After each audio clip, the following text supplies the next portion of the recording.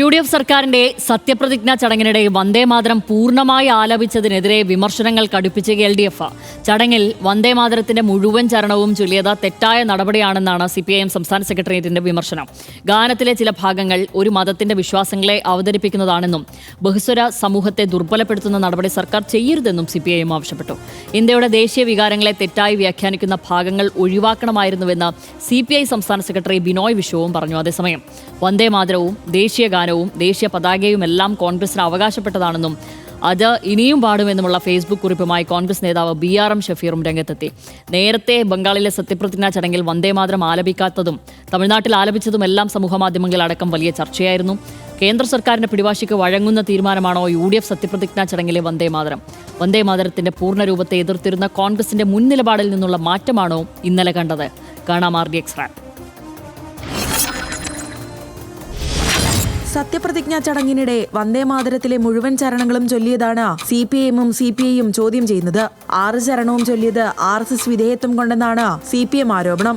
ബംഗാളിലെ സത്യപ്രതിജ്ഞാ ചടങ്ങിൽ വന്ദേമാതരം ചൊല്ലാതിരുന്നതും CPIM ചൂണ്ടിക്കാട്ടുന്നു. വന്ദേമാതരത്തിന്റെ 6 വരികളും ആലപിച്ചതിൽ കോൺഗ്രസും ഘടകകക്ഷികളും നിലപാട് വ്യക്തമാക്കണമെന്ന് മുൻ മന്ത്രി PM മുഹമ്മദ് റിയാസ് പറഞ്ഞു. ഇന്ത്യയുടെ ദേശീയ വികാരങ്ങളെ തെറ്റായി വ്യാഖ്യാനിക്കുന്ന ഭാഗങ്ങളാണ് ചൊല്ലിയതെന്ന് CPI സംസ്ഥാന സെക്രട്ടറി ബിനോയ് വിശ്വം പറഞ്ഞു. എന്നാൽ വിമർശനങ്ങളെല്ലാം തള്ളി കോൺഗ്രസ് നേതാവ് BRM ഷഫീർ രംഗത്തെത്തി. ദേശീയ ഗാനത്തെ പോലെ പ്രധാനപ്പെട്ടതാണ് രാജ്യത്തിന്റെ ദേശീയ ഗീതം. വന്ദേമാതരവും ദേശീയ ഗാനവും ദേശീയ പതാകയും എന്തിനാ ഇൻകുലാബ് സിന്ദാബാദ് എന്നതടക്കം കോൺഗ്രസിന് അവകാശപ്പെട്ടതാണ്. വന്ദേമാതരം ഇനിയും പാടുമെന്നും BRM ഷഫീർ ഫേസ്ബുക്കിൽ കുറിച്ചു. തമിഴ്നാട്ടിലെ സത്യപ്രതിജ്ഞാ ചടങ്ങിലും വന്ദേമാതരം ചൊല്ലിയത് വലിയ വിവാദമായിരുന്നു. സംസ്ഥാന ഗാനമായ തമിഴ് തായ്വാഴത്തിന് മുൻപ് വന്ദേമാതരം ചൊല്ലിയതിനെ ചോദ്യം ചെയ്ത വിവിധ രാഷ്ട്രീയ കക്ഷികൾ രംഗത്ത് വന്നിരുന്നു. RDX rap news Malayalam.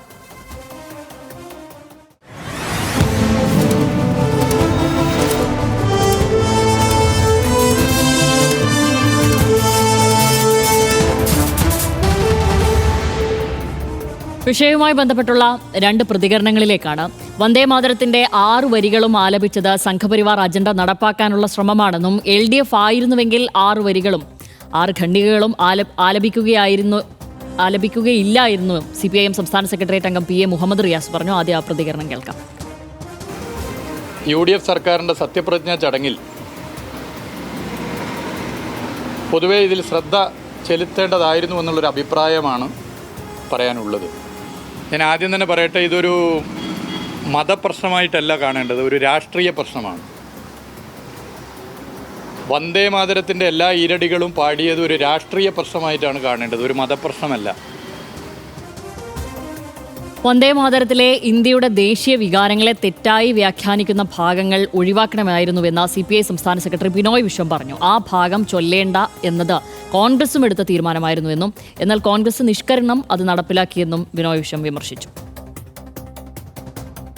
ഇന്ത്യയുടെ ദേശീയ വികാരങ്ങളെയും സംസ്കാരത്തെയും പൈതൃകത്തെയും എല്ലാം തെറ്റായ വഴിക്ക് വ്യാഖ്യാനിക്കുന്ന വരികളുണ്ട് അതിനകത്ത്. ആ വരികൾ ചൊല്ലേണ്ടതല്ല എന്നുള്ള തീരുമാനമുണ്ടായത് വെറുതെയല്ല. ആ തീരുമാനത്തെ ഒരു കോൺഗ്രസ് നേതൃത്വ ഗവൺമെൻറ്റിന് നിഷ്പ്രയാസം മാറ്റിമറിക്കാൻ പറ്റില്ല. അടിസ്ഥാന മൂല്യങ്ങളിൽ ഏറ്റവും മുഖ്യമാണ് മതനിരപേക്ഷത. അതിൻ്റെ ആശയങ്ങളെ ചോദ്യം ചെയ്യുന്ന ഭാഗങ്ങളാണ് ഒഴിവാക്കപ്പെടേണ്ടത്. ആ ഒഴിവാക്കൽ ആണ് ഇവിടെ മറന്നുപോയിരിക്കുന്നത്. അർജുൻ രാജുവാണ് ഈ വിഷയത്തിൽ വിശകലനവുമായി ചേരുന്നത് തിരുവനന്തപുരത്ത് നിന്ന്.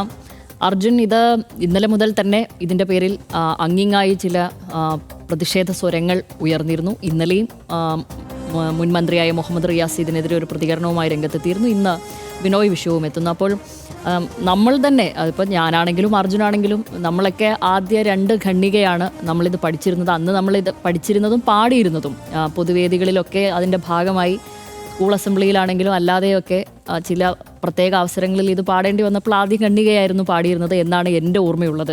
അന്ന് അതേപ്പറ്റി ചോദിച്ചപ്പോൾ അതാണ് അംഗീകൃതമായി ആലപിച്ചു വരുന്നത് എന്നുള്ളതായിരുന്നു ആ ഘട്ടത്തിൽ ഉണ്ടായിരുന്ന ഒരു വിശദീകരണം ടീച്ചർമാരുടെ അടുത്തു നിന്നായാലും മറ്റുള്ളവരുടെ അടുത്ത് ആണെങ്കിലും. അപ്പോൾ ഇന്നലെ അവിടെ സംഭവിച്ചത്, സത്യപ്രതിജ്ഞാ വേളയിൽ അവിടെ സംഭവിച്ചത് 6 ഖണ്ഡികയും പാടുക എന്നുള്ളതായിരുന്നു. അത് നേരത്തെ തന്നെ ഈ പറയുന്നത് പോലെ പശ്ചിമ ബംഗാളിൽ സുവേന്ദു അധികാരം ഏൽക്കുമ്പോൾ എന്ന സമയത്ത് അതുണ്ടായിരുന്നില്ല, പക്ഷെ തമിഴ്നാട്ടിൽ അതുണ്ടായിരുന്നു എന്നുള്ളതാണ്.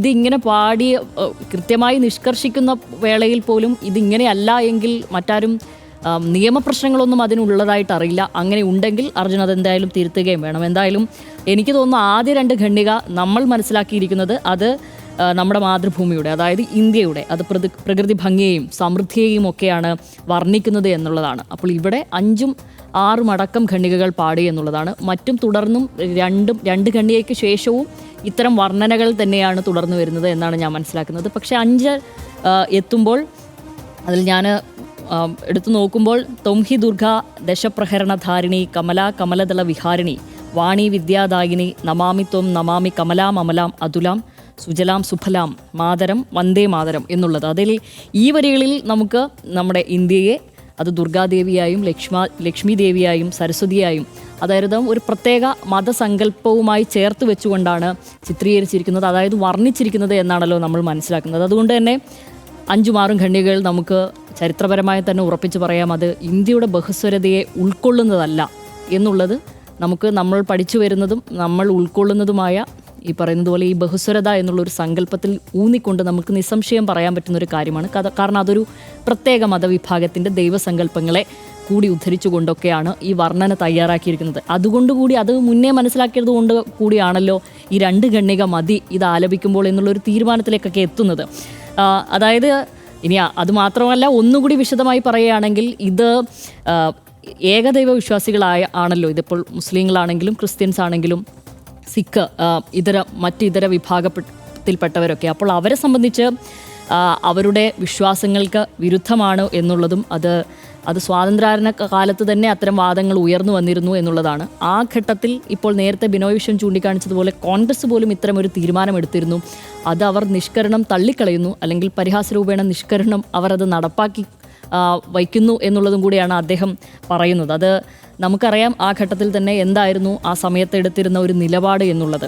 അപ്പോൾ ഈ വന്ദേ മാതരം ഈ ഗീതത്തിലെ മതപരമായ ബിംബങ്ങളില്ലാത്ത പ്രകൃതി ഭംഗിയെയും മാതൃരാജ്യങ്ങളെയും മാത്രം വർണ്ണിക്കുന്ന ആദ്യത്തെ 2 ഖണ്ഡികൾ മാത്രമായി പരിമിതപ്പെടുത്തുക എന്നുള്ളതായിരുന്നു ഇതിനൊക്കെ പരിഹാരമായിട്ടും എല്ലാവരുടെയും താല്പര്യവും വിശ്വാസവും ഒക്കെ സംരക്ഷിച്ചു പോകുന്ന ഒരു സമൂഹം, നമ്മുടെ ഭരണഘടനയെ കൂടി ഉയർത്തിപ്പിടിക്കുന്ന ഒരു തീരുമാനം എന്നുള്ളതായിരുന്നു മൊത്തത്തിൽ ഇതിനുള്ളൊരു വിശദീകരണം എന്നുള്ളത്. പക്ഷേ നിലവിൽ ഇങ്ങനെ ഒരു കാര്യം മുഴുവൻ പാടണമെന്ന് നിഷ്കർഷിക്കുന്നു, അതിന് ഏറ്റവും കൂടുതൽ മുൻകൈ എടുക്കുന്നു. ഇപ്പോൾ തന്നെ ഞാൻ നമ്മുടെ ഔദ്യോഗിക ഗ്രൂപ്പുകളിൽ നോക്കുകയായിരുന്നു. മുഹമ്മദ് റിയാസിൻ്റെ പ്രതികരണത്തിനെതിരെ കോഴിക്കോട് BJP ഒരു പ്രതിഷേധം പ്രകടനം നടത്താൻ പോവുകയാണ്. അപ്പോൾ ഇത് BJP സംഘപരിവാർ അവർക്കൊക്കെ ഇതിൽ പ്രത്യേക താല്പര്യങ്ങളുണ്ട്.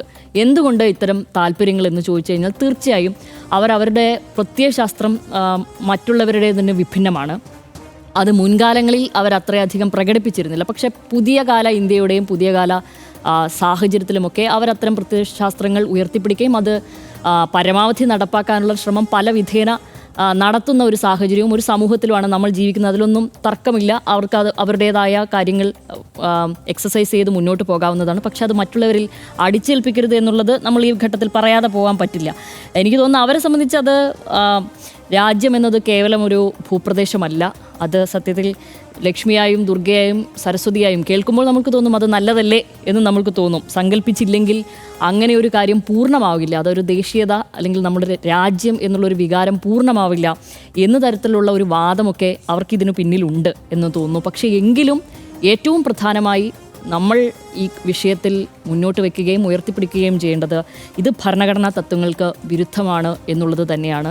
അതുകൊണ്ട് തന്നെ ഇത്തരം മതവിശ്വാസികളുടെ വിശ്വാസത്തെ ഹനിക്കുന്ന രീതിയിൽ നമ്മൾ ഇത്തരം കാര്യങ്ങൾ ചെയ്യരുത് എന്നുള്ളതാണ്. അത് ഒരുതരം സംഘപരിവാർ അജണ്ടയ്ക്ക് വളം വെച്ച് കൊടുക്കുന്നതിന് തുല്യമാണ് എന്നും എനിക്ക് വ്യക്തിപരമായും തോന്നുന്നുണ്ട്. സ്വാഭാവികമായും അങ്ങനെ തോന്നുന്ന പല വ്യക്തികൾ നമുക്കിടയിൽ തന്നെയുണ്ട്, സമൂഹത്തിലുമുണ്ട്. അപ്പോൾ സത്യത്തിൽ നിലപാടിൻ്റെ മുഖ്യമന്ത്രി സത്യപ്രതിജ്ഞ ചെയ്യുന്ന വേളയിൽ ഇത്തരം വാക്കും പ്രവൃത്തികളും രണ്ടായി പോകുന്നത് ദൗർഭാഗ്യകരമായൊരു സംഭവമാണ്. അദ്ദേഹം ചിലപ്പോൾ വരും ദിവസങ്ങളിൽ അതിനൊരു വിശദീകരണം നൽകിയേക്കാം. എങ്കിൽ പോലും ആ വേദി ഒരുക്കുന്നതിൽ പോലും ലോക്ഭവനുമായി വലിയ ആശയപരമായ ഭിന്നതയൊക്കെ ഉണ്ടായിരുന്നു. ആ വേദി അങ്ങനെയാണ് ഒരുക്കിയിരുന്നത്. ആ ഘട്ടത്തിൽ അദ്ദേഹം ഇതും കൂടെ പരിഗണിക്കുമായിരുന്നോ എന്നുള്ളത് അറിയില്ല. ചിലപ്പോൾ ഞാൻ നേരത്തെ പറഞ്ഞതുപോലെ അദ്ദേഹം വരും ദിവസങ്ങളിൽ ചിലപ്പോൾ അതിനൊരു എക്സ്പ്ലനേഷൻ മാധ്യമപ്രവർത്തകർ ചോദിക്കുന്ന വേളയിൽ തന്നേക്കാം. എന്തായിരിക്കും അദ്ദേഹത്തിൻ്റെ മനസ്സിലുള്ളതെന്നും അറിയാം. എങ്കിലും ഒരു സംഘപരിവാർ അജണ്ടയ്ക്ക് കീഴ്പ്പെടുകയോ വഴിപ്പെട്ടു പോവുകയോ ചെയ്യുന്നത് അത്ര ആശാസ്യമായ കാര്യമല്ല. കാരണം എല്ലാ തരത്തിലും ജനങ്ങളുടെയും വോട്ട് വാങ്ങി തന്നെയാണ് ഇവർ ജയിച്ചു വന്നിരിക്കുന്നത്. അങ്ങനെ നമ്മുടെ മുഖ്യമന്ത്രിയായി, കേരളത്തിൻ്റെ മുഖ്യമന്ത്രിയായി സത്യപ്രതിജ്ഞ ചെയ്യുന്ന വലിയ പ്രൗഢഗംഭീരമായ ഒരു ചടങ്ങിലാണ് ഇതുണ്ടായിരിക്കുന്നത്. അപ്പോൾ ഈ വിമർശനങ്ങളിൽ കഴമ്പുണ്ട് എന്നാണ് ഞാൻ വ്യക്തിപരമായി വിശ്വസിക്കുന്നത്. അർജുൻ ഈ കാര്യങ്ങളെ എങ്ങനെയാണ് നോക്കിക്കാണുന്നത്?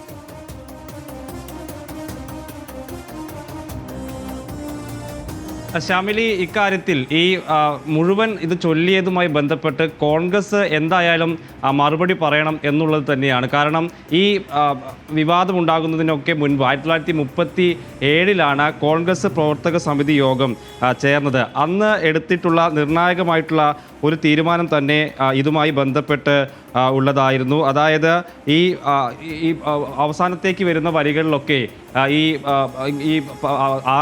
ഒരു മതത്തെ പ്രത്യേകമായി പറയുന്ന ഭാഗങ്ങളുണ്ട്.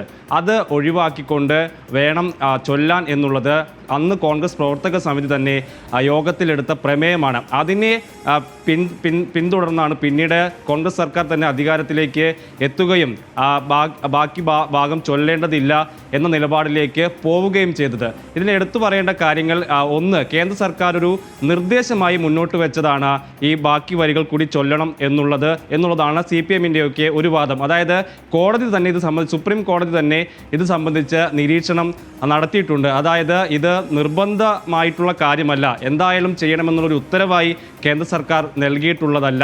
അതുകൊണ്ട് അക്കാര്യത്തിൽ തീരുമാനമെടുക്കാനുള്ള അവകാശമുണ്ട് എന്ന നിലയിലാണ് സുപ്രീം കോടതി തന്നെ ഇതിനെ നിരീക്ഷിച്ചിട്ടുള്ളത്. അപ്പോൾ പിന്നെ എന്തിനാണ് ഇങ്ങനെ മുഴുവൻ ചൊല്ലുന്നൊരു സാഹചര്യം ഉണ്ടായത് എന്നുള്ളത് UDF എന്തായാലും പ്രതികരിക്കേണ്ടതാണ്. നമുക്ക് തമിഴ്നാട്ടിലുണ്ടായ വിവാദങ്ങളും അതിനെ തുടർന്നുണ്ടായിട്ടുള്ള ചർച്ചകളും ഒക്കെ അറിയാം. അപ്പോൾ അങ്ങനെ മുന്നിലൊരു ഉദാഹരണം ഉണ്ടായിട്ട് കൂടിയും എന്തുകൊണ്ടാണ് അത് ആദ്യത്തെ 2 വരിയിൽ ഒതുക്കാതിരുന്നത് എന്നുള്ളത് സംബന്ധിച്ച് എന്തായാലും UDF മറുപടി പറയേണ്ടി വരും. മുഖ്യമന്ത്രി ഏതായാലും അതിന് വിശദീകരണം നൽകേണ്ടി വരുമെന്ന് തന്നെയാണ് കരുതുന്നത്. പിന്നീട് ഈ CPM ഒക്കെ ഉയർത്തുന്ന പ്രധാനപ്പെട്ട വിമർശനം നേരത്തെ ശ്യാമിലി പറഞ്ഞതുപോലെ തന്നെയാണ്.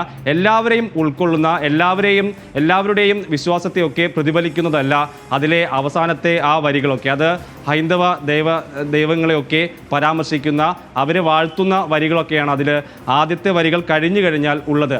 അത് പാടുമ്പോൾ ഈ പറയുന്ന മറ്റുള്ള വിശ്വാസികളുടെ വിശ്വാസത്തെ ഉൾക്കൊള്ളാത്ത സാഹചര്യമുണ്ടാകും. അവരുടെ വികാരം പ്രതിഫലിക്കുന്നതായിരിക്കില്ല എന്നുള്ള വിഷയം ഉണ്ട്. അതുകൊണ്ടാണ് കോൺഗ്രസ് പ്രവർത്തക സമിതി അന്നേ എടുത്ത നിലപാട് ഏറ്റവും ശ്രദ്ധേയമാകുന്നത്.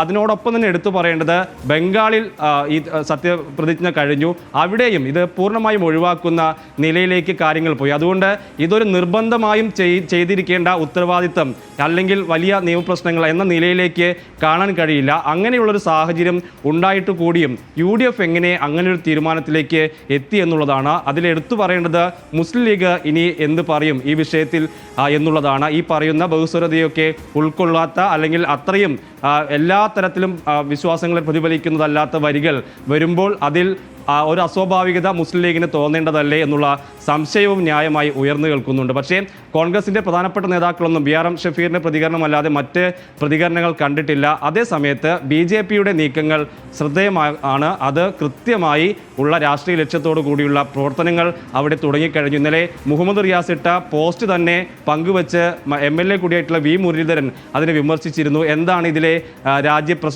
രാജ്യസ്നേഹമില്ലായ്മ എന്താണ്, അല്ലെങ്കിൽ ഇതിലെ താങ്കൾ കാണുന്ന പ്രശ്നം എന്താണ് എന്നത് സംബന്ധിച്ചുള്ള ചോദ്യങ്ങൾ ഇന്നലെ V. മുരളീധരൻ ചോദിച്ചു. ഇന്നിപ്പോൾ റിയാസിനെതിരായിട്ടുള്ള വലിയ പ്രചാരണങ്ങളും ആരോപണങ്ങളും ഒക്കെ നടക്കുന്നുണ്ട്. അതുകൊണ്ട് ഇത് കൃത്യമായി രാഷ്ട്രീയമായി ഉപയോഗിക്കുന്നത് അവർ നേരത്തെയൊക്കെ ഈ ഭാരതാംബ വിഷയത്തിലൊക്കെ ഉപയോഗിച്ചിട്ടുള്ള അതേ രീതിയിലേക്ക് കാര്യങ്ങൾ കൊണ്ടുപോകാനുള്ള നീക്കം നടത്തുന്നുണ്ട്. LDF-ൻ്റെ സ്റ്റാൻഡും കൃത്യമാണ്. ഇത് മുഴുവൻ ചൊല്ലേണ്ട സാഹചര്യം ഇല്ല എന്നുള്ളത് തന്നെയാണ് CPM നേതാക്കളും CPI-യും ഒക്കെ പറയുന്നത്. അതേസമയത്ത് കോൺഗ്രസ് നേതാക്കൾ പ്രതികരിച്ചിട്ടില്ല. ഇതൊരു ശ്രദ്ധക്കുറവിൻ്റെ ഭാഗമായിട്ടുണ്ടായതാണോ എന്നെങ്കിലും പറഞ്ഞ് ഒഴിയുമോ എന്നുള്ളത് അറിയണം. കാരണം തമിഴ്നാട്ടിൽ വലിയ വിവാദമുണ്ടായ സാഹചര്യം, അപ്പോൾ അത് ഇവിടെയും ആവർത്തിക്കാനുള്ള ഒരു സിറ്റുവേഷൻ അത് കോൺഗ്രസ് മുൻകൂട്ടി കാണണമായിരുന്നു എന്ന് പറയുന്നവരൊക്കെ ഉണ്ട്. അതുകൊണ്ട് മുഖ്യമന്ത്രി ഉൾപ്പെടെയുള്ള കോൺഗ്രസ് നേതാക്കൾ എന്തായിരിക്കും ഇതിൽ മറുപടി പറയുക, മുസ്ലിം ലീഗിൻ്റെ നിലപാട് എന്തായിരിക്കും എന്നുള്ളത് തന്നെയാണ് അറിയേണ്ടത്. ശ്യാമി, അർജുൻ, ഇതിലൊരു കാര്യം എന്നുള്ളത്, ഇതൊരു മുഹമ്മദ് റിയാസിൻ്റെ പ്രതികരണം ഞാൻ വീണ്ടും എടുത്തു പറയുകയാണ്. ഇതൊരു മതപ്രശ്നമല്ല. ഇതൊരു രാഷ്ട്രീയ പ്രശ്നമായി കാണണം, ഇത് ഭരണഘടനയെ മുൻനിർത്തിക്കൊണ്ട് തന്നെ ഈ പ്രശ്നത്തെ കൈകാര്യം ചെയ്യണം എന്ന നിലക്കാണ് അദ്ദേഹം ഫേസ്ബുക്ക് പോസ്റ്റിലാണെങ്കിലും മറ്റൊന്നല്ല ഫിസിക്കൽ ബൈറ്റിലാണെങ്കിലും അദ്ദേഹം പറഞ്ഞിരിക്കുന്നത് അങ്ങനെയാണ്. അപ്പോൾ നേരത്തെ തന്നെ മതേതര സമൂഹത്തിനൊരു പോറൽ പോലും ഏൽപ്പിക്കാൻ ആരെയും അനുവദിക്കില്ല എന്ന് കൃത്യമായ നിലപാടെടുക്കുന്ന ഒരു മുഖ്യമന്ത്രി കൂടെയുള്ള ഒരു സംസ്ഥാനമാണ് നിലവിലുള്ളത്. അതുകൊണ്ട് തന്നെ ഇപ്പോൾ ഈ പറയുന്നത് പോലെ BJP ഇത് കൃത്യമായ രാഷ്ട്രീയ ലക്ഷ്യത്തോടു കൂടി തന്നെ ഈ കാര്യങ്ങൾ കരുനീക്കങ്ങൾ ഇത്ര കൃത്യമായി നടത്തുന്ന ഘട്ടത്തിൽ അദ്ദേഹത്തിന് ഒട്ടും സമയം കളയാതെ ഈ കാര്യത്തെ പ്രതിരോധിക്കാനുള്ള ഒരു അധിക ബാധ്യതയോ അത്രയധികം ധാർമ്മിക ബോധമോ ഉണ്ടാവേണ്ട ഒരു ഘട്ടമാണല്ലോ നിലവിലുള്ളത്. അങ്ങനെയെങ്കിൽ നമ്മളടക്കം ഇനീഷ്യേറ്റീവ് എടുത്ത് ഇതിലൊരു പ്രതികരണം തേടുകയും ഇതങ്ങനെയല്ല കൈകാര്യം ചെയ്യേണ്ടത് എന്ന നിലയ്ക്കുള്ള ഒരു ഔദ്യോഗിക അറിയിപ്പ് ആ ഭാഗത്ത് നിന്നും വരേണ്ട ഒരു സമയം കൂടിയല്ലേ ഇത്, അർജുൻ?